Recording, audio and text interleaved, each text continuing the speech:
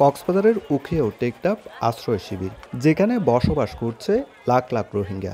আশ্রিতদের মধ্যে 52%ই শিশু। রোহিঙ্গাদের খাদ্য, বাসস্থান, চিকিৎসার পাশাপাশি গুরুত্বপূর্ণ সহায়তা হচ্ছে শিক্ষা।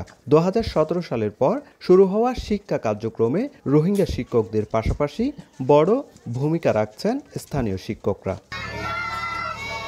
রোহিঙ্গা ক্যাম্পে শিক্ষা কার্যক্রম পরিচালনা করে ইউনিসেফ, যা বাস্তবায়ন হচ্ছে দেশীয় এনজিও সংস্থাগুলোর মাধ্যমে। হঠাৎ করে এসব এনজিওর মাধ্যমে চাকরিচ্যুত করা হয়েছে 1250 জন স্থানীয় শিক্ষককে। এদিকে চাকরিচ্যুত করার প্রতিবাদে বিক্ষোভ ও সমাবেশ করেছেন ভুক্তভোগী শিক্ষকরা। যদি রোহিঙ্গাদের জন্য থাকে তাহলে বাংলাদেশের টিচাররা কি দোষ করছে? বৈষম্য কেন করা হচ্ছে? ওনারা ইউনিসেফ বলতেছে ওনাদের কাছে ফান্ড নাই।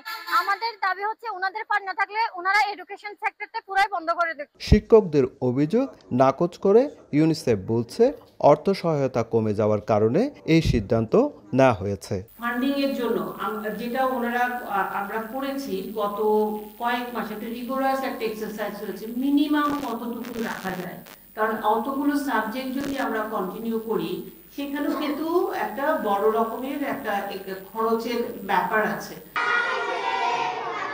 আশ্রয় শিবিরে 4528টি লার্নিং সেন্টার রয়েছে, যেখানে বাংলাদেশি শিক্ষক রয়েছেন 2796 জন।